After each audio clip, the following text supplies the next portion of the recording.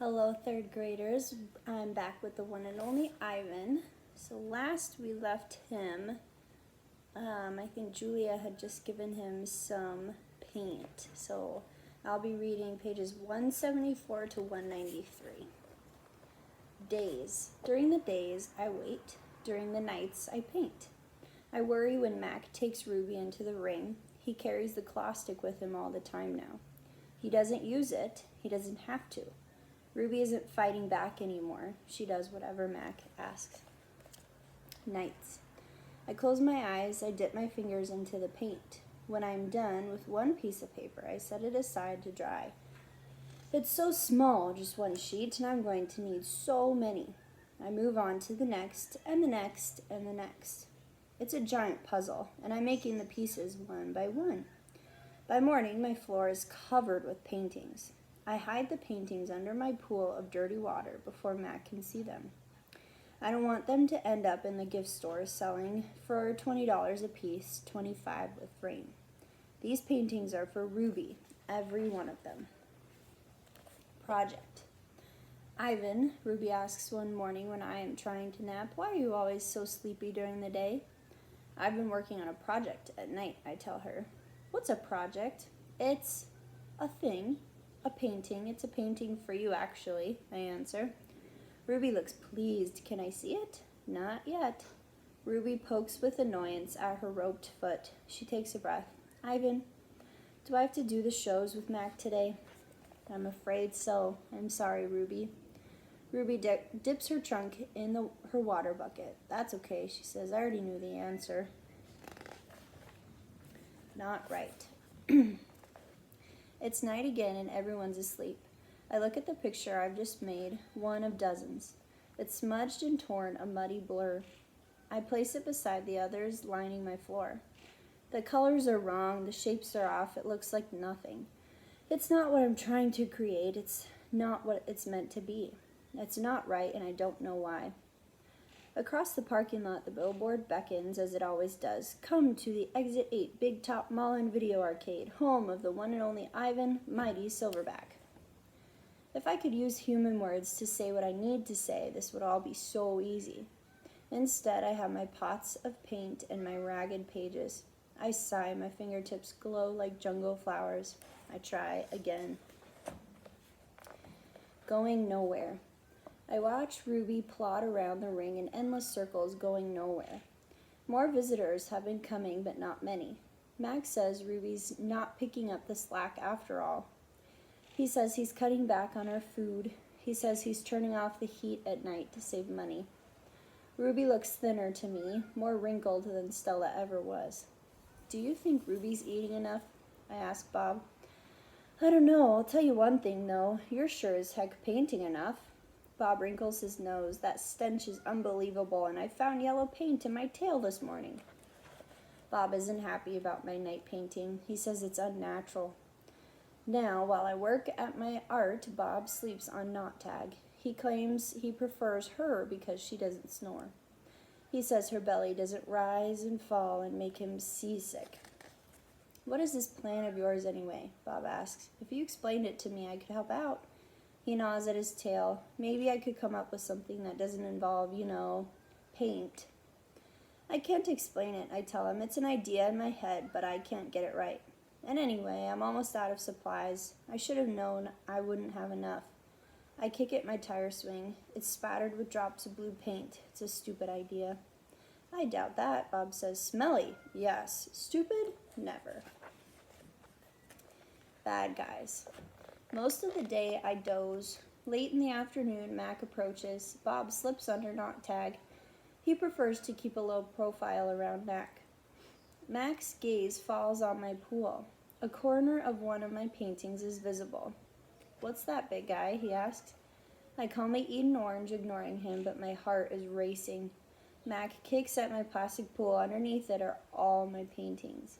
Mackie yanks on a piece of paper. It slips out easily, and he doesn't seem to notice the other paintings. The page is striped with green, which is what happens when blue paint and yellow paint get together. It's supposed to be a patch of grass. Not bad. Where'd you get the paint anyway? George's kid? He considers. I'll bet I can get 30 for this picture, maybe even 40. Mac turns on my TV. It's a Western. There's a human with a big hat and a small gun.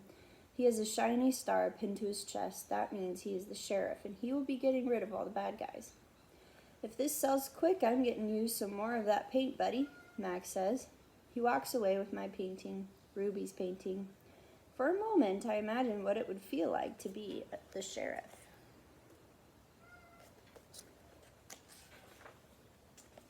Ad. Good news, huh? Bob says when Mac's out of earshot. Looks like you might be getting some more supplies. I don't want to paint for Mac, I say. I'm painting for Ruby.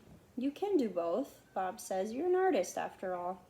While I watch the movie, I try to come up with a new hiding place for my paintings. Maybe, I think, I could fold them once they're dry and stuff them into knot tag. It's a long movie. At the end, the sheriff marries the woman who owns the saloon, which is a watering hole for humans but not horses. It's been a long time since I've seen a Western that was also a romance. I liked that movie, I say to Bob. Too many horses, not enough dogs, he comments. An ad comes on.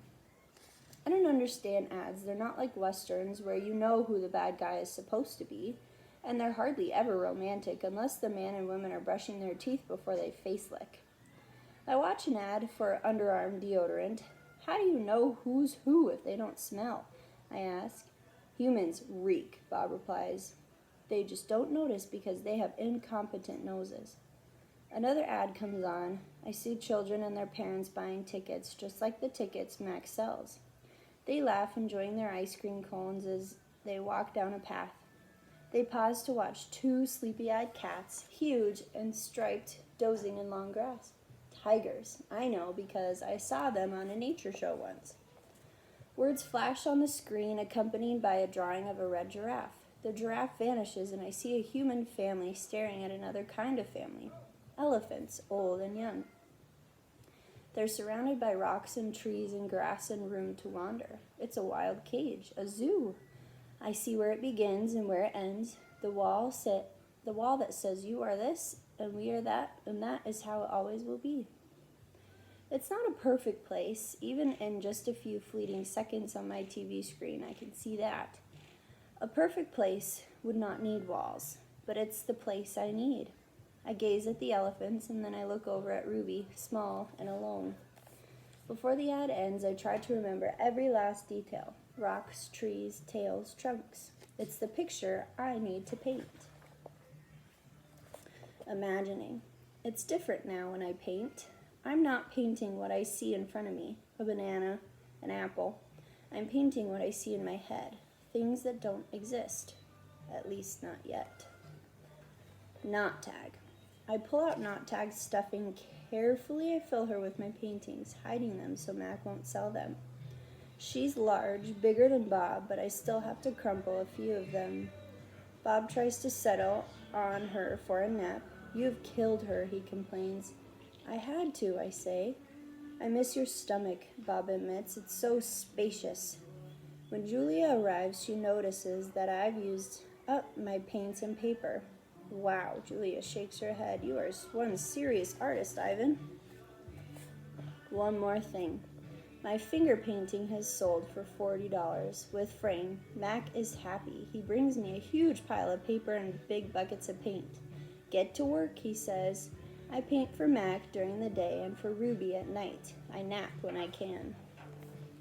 But my nighttime picture isn't quite right. It's big, that's for sure. When I place all the pieces on the floor of my cage side by side, the cement is almost completely covered. But something is still missing. Bob says I'm crazy. There's Ruby, he says, pointing with his nose. There's the zoo. There are other elephants. What's wrong with it? It needs one more thing, I say. Bob groans. You're being a temperamental artist. What could be missing?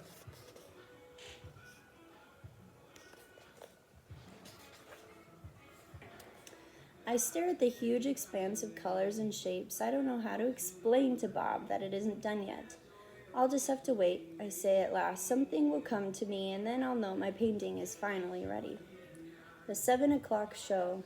During the last show of the day, Ruby seems tired. When she stumbles, Mac reaches for the claw stick. I tense, waiting for her to strike back.